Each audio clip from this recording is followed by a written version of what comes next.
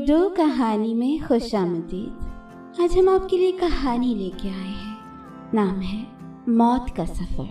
سینکڑوں برس پہلے کی بات ہے، ملک روم میں ایک نیک دل بادشاہ حکومت کیا کرتا تھا۔ ان کے خاندان میں سینکڑوں برس سے حکومت چلی آ رہی تھی۔ بادشاہ بوڑھا ہو چکا تھا، اس کی ایک بیٹی تھی، اس کا نام سلومی تھا۔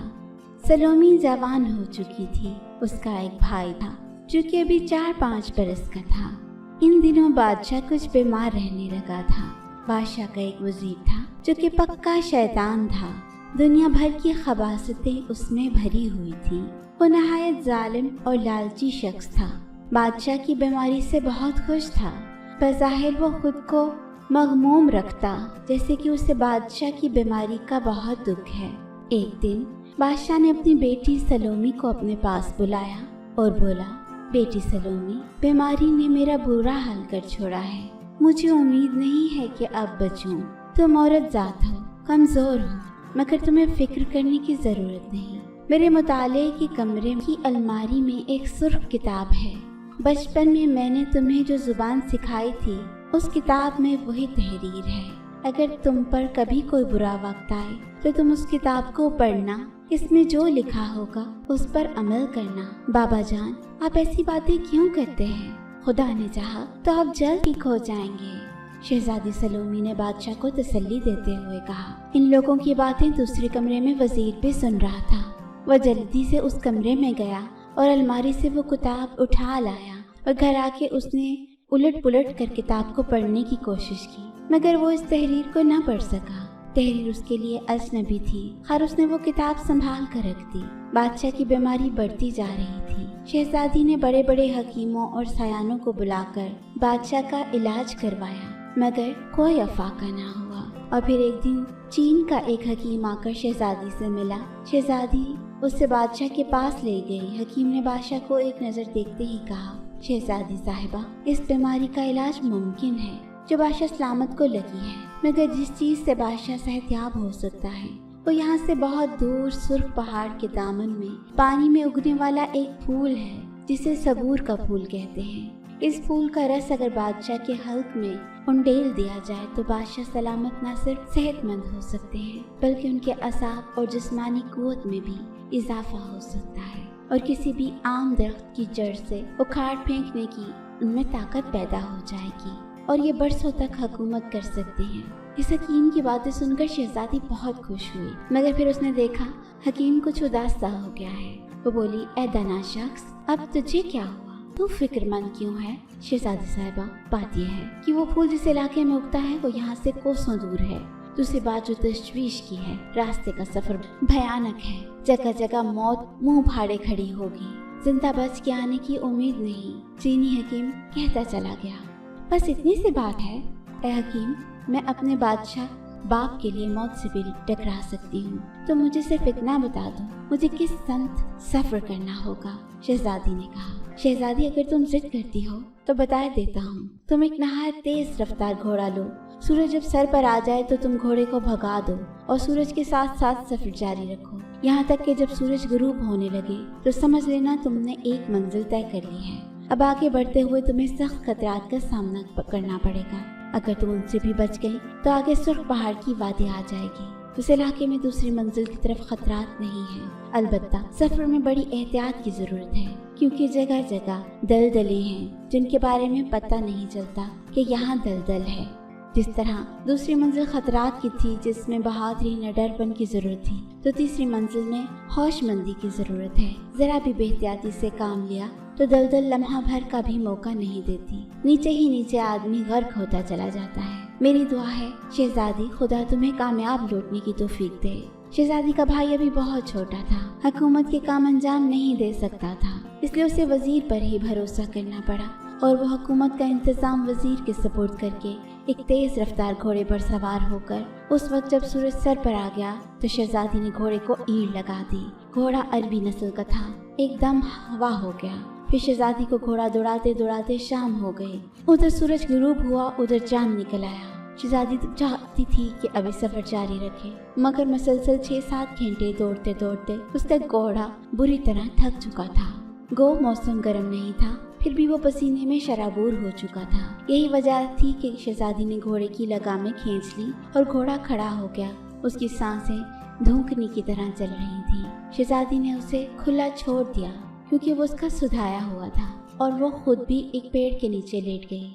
सारे दिन की थकावट ने उसे जल्द ही नींद की वादियों में पहुंचा दिया और वो ख्वाब खरगोश के मजे लेने लगी। उसने ये भी ना सोचा कि वो दूसरी मंजिल की हदूद में दाखिल हो चुकी है। आधी रात का वक्त होगा कि अचानक किसी परिंदे के परों की फड़फड़ाने से उसकी आंख खुल गई और वो ये देखकर चौंकते हुए उठ खड़ी हुई क्योंकि दरख्त पर एक बहुत ही बड़ी चमगादड़ लटकी हुई थी जिसका चेहरा औरत जैसा था। चमगादड़ के करीब ही एक टहनी पर एक दिया जल रहा था जिसकी रोशनी में उसे इस चमगादड़ का चेहरा नजर आया था। चमगादड़ के चेहरे पर नहायत खौफनाक आंखें थी। दोनों तरफ के दांत खंजर की तरह लंबे और नुकीले थे। शहजादी जैसे ही उठी, चमगादड़ ने कलाबाजी खाई और पूरे इंसानी जिस्म के साथ उसके सामने आन खड़ी हुई। शहजादी ने नहायत बर्क रफ्तारी से मयान में से तलवार खींच ली और उस पर गिरफ्त मजबूत कर ली और हर तरह के खतरात के मुकाबले के लिए तैयार थी। शहजादी को अंदाजा हो गया था कि ये कोई खून आशाम यानी खून पीने वाली चुड़ैल है और फिर वो जैसे ही शहजादी पर झपटी, शहजादी ने भी उसकी गर्दन पर वार कर दिया। मगर शहजादी की हैरत की इंतहा न रही कि तलवार उसके जिस्म से यूं गुजर गई जैसे तलवार हवा में जली हो। शहजादी तो उसका कुछ न बिगाड़ सकी मगर उसने शहजादी को दबोच लिया। शहजादी ने खुद को उससे आजाद कराने की बहुत कोशिश की मगर उस चुड़ैल का मुंह शहजादी की गर्दन के करीब होता गया। खुले हुए मुंह से खंजर नुमा दांत शहजादी की गर्दन को छूने लगे। शहजादी ने सोचा कि बस उसका काम तमाम हुआ और फिर खौफ के मारे उसने आंखें बंद कर ली। मगर फिर अचानक किसी ने उस पर पड़े हुए बोझ को उठा दिया और दूर फेंक दिया। यह खून आशाम मर्द था। उससे पहले कि वो खून आशाम भूत खुद शहजादी की तरफ बढ़ता, उस चुड़ैल ने उठकर उस भूत पर हमला कर दिया। फिर उन दोनों में लड़ाई होने लगी। शहजादी ने उससे फायदा उठाया और एक सिमत दौड़ पड़ी। वो दौड़ती गई कि अचानक उसका घोड़ा हिनहनाते हुए उसके सामने आ गया और वो उस पर सवार हुई और उसने घोड़े को ईड़ लगा दी और उसके पीछे नहायत खौफनाक आवाजें आने लगी जैसे हजारों चुड़ैलें चीखती चलाती हों, उसका पीछा कर रही हों। फिर रास्ते में एक नदी आई। उसने बेखौफ होते हुए घोड़े को उसमें डाल दिया और तैरते हुए दूसरे किनारे पहुंच गई। शहजादी नदी के किनारे पहुंचकर दूसरे किनारे की तरफ देखा तो उस तरफ उसे भूत नजर आए। उसके साथ पहले वाली चुड़ैल के साथ और चुड़ैलें भी चीख चला रही थी मगर वो नदी पार नहीं कर सकती थी। फिर शहजादी की आगे बढ़ी और वो चांदनी रात में घोड़े को नहायत तेज दौड़ा रही थी। चंद घंटे गुजरने के बाद मशरिक से सफेदी नमूदार हुई और फिर रेतली जमीन शुरू हुई जिसपे घोड़े के लिए दौड़ने में मुश्किल पैदा हो रही थी। और फिर शहजादी को सीटी की सी आवाज सुनाई दी जो मुसलसल आ रही थी। शहजादी ने पलट कर देखा, एक 10-15 फुट लंबी नागिन घोड़े के पीछे पीछे आ रही थी। उसे देखकर शहजादी ने घोड़े की लगामें खींच ली और म्यान में से तलवार निकाल ली। नागिन को देखते ही घोड़ा भी खौफजदा हो गया। नागिन ने अपना फन उठाया तो वो घोड़े पर सवार शहजादी से भी बुलंद हो गई। इससे पहले कि शहजादी तलवार के एक वार से नागिन की गर्दन उड़ाती, नागिन एक खूबसूरत औरत का रूप धार चुकी थी। शहजादी ने हाथ फौरन रोक लिया। ऐ शहजादी, मैं तेरी मदद करना चाहती हूँ। तू खुशकिस्मत है जो उन बदरूहों से बच निकली। नदी के उस पार तुमने मौत की वादी को अबूर किया है। वो चुड़ैलें किसी भी इंसान को जिंदा नहीं छोड़ती, इसलिए इस मौत की वादी कहा जाता है। अब कुछ दूर तुम्हें एक सुर्ख पहाड़ नजर आएगा। उसके दामन में दलदली इलाका है। अगर तुम मेरे पीछे पीछे चली आए तो मैं बहफाजत उस मकाम तक ले चलूंगी जहाँ वो फूल खिलते हैं। एक बार उसने नागिन का रूप धार लिया और तेज तेज रेंगते हुए एक सिमत चली पड़ी। शहजादी का घोड़ा खौफजदा था मगर वो बराबर नागिन के पीछे दौड़ता रहा और फिर दलदली इलाका आ गया। शहजादी को तो पता ना चलता नागिन ने उसे होशियार किया था और फिर शहजादी बड़ी एहतियात के साथ नागिन के पीछे पीछे चलती गई और फिर उसे वो फूल नजर आ गए जिसकी तलाश में उसने ये मौत का सफर इख्तियार किया था। और फिर नागिन के कहने पर शहजादी ने झुककर एक फूल तोड़ लिया जो खासा बड़ा था। फिर वो नागिन की मदद से दलदली इलाके से निकल आई। नागिन अब भी आगे आगे थी और जब शहजादी नदी के करीब पहुंची तो वो खौफजदा हुई कि अब वो उन भूत और चुड़ैलों से बचकर आगे कैसे जाएगी। इस पर नागिन बोली, शहजादी अब तो खौफजदा ना हो। इस फूल के होते हुए कोई चुड़ैल या भूत तेरे करीब न भटकेंगे। मगर मेरी एक बात सुन, अब तक तो तू खतरात से बचती चली आ रही है, मगर जब तू वापस जाएगी तो तेरे लिए बहुत खतरनाक होंगे, क्योंकि तेरे वजीर ने हुकूमत पर कब्जा कर लिया है। तेरे बाप और भाई को उसने जिंदान में डाल दिया है। लेकिन मेरा दिल गवाही देता है कि जिस खुदा ने अब तक हर बला से महफूज रखा है, वो आगे भी तेरी मदद करेगा।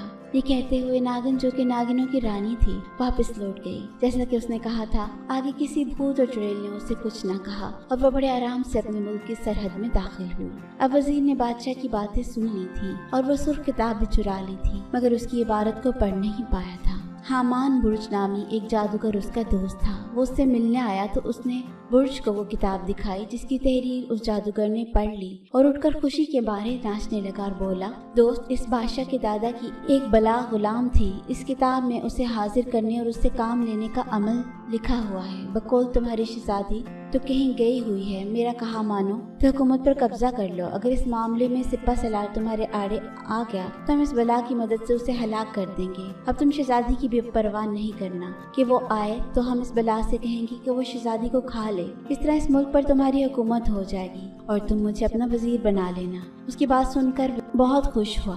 फिर उसका जो जादूगर दोस्त जो कहता रहा, वो उस पर अमल करके उस पर मुल्क का बादशाह बन बैठा। सिपा सलार आड़े आया था, मगर उस बला ने उसे निगल लिया। बादशाह और शहजादे को उसने जिंदान में डाल दिया। शहजादी जब वापस आई तो उन दोनों को उसके आने की खबर हो गई। शहजादी को भी पता चल चुका था कि इस मुल्क पर गद्दार वजीर ने कब्जा कर लिया है, मगर वो बेधड़क अपने महल में चली गई। किसी मुहाफिज ने उसे नहीं रोका, क्योंकि वो नमक हलाल थे। जादूगर और वजीर शहजादी के महल के दरवाजे पर आए। जादूगर ने वही सुर्ख किताब वाला अमल शुरू किया। बला फौरन ही हाजिर हो गई। जादूगर ने कहा, महल में जाकर शहजादी को खा जाओ। वो बला महल में दाखिल हो गई। शहजादी ने उसे देखा तो वो खौफजदा हो गई और चाहती थी कि तलवार पर कब्जा करके उस बला से मुकाबला करे, कि वो बला दरमियान में हायल हो गई। शहजादी खौफजदा होकर भागना चाहती थी कि बला ने उसे अपने पंजों में जकड़ लिया और वो चाहती थी कि शहजादी को हड़प करे। उधर वजीर और जादूगर एक तरफ खड़े इस मंजर को देख रहे थे। अचानक उस बला की नजर शहजादी के गले में पड़े हुए लॉकेट पर पड़ी और वो खौफजदा हो गई, क्योंकि शहजादी के गले में पड़े हुए लॉकेट पर उसके आका का निशान पड़ा हुआ था। वो बला तो उस खानदान की गुलाम थी। उसने फौरन शहजादी को छोड़ दिया और गूं गूं करती हुई सर झुकाए हुए पीछे हटती चली गई, जहाँ जादूगर और वजीर मौजूद थे। जादूगर ने बहुत कोशिश की कि वो बला उसका हुक्म मानते हुए शहजादी को हड़प कर जाए, मगर उस बला ने उल्टा उन दोनों को दबोच लिया और हड़प कर गई। और जब वो बला उन दोनों को हड़प करके गायब हुई तो शहजादी ने पहचान लिया कि उसके बाप ने इसी किताब के बारे में कुछ कहना चाहा था।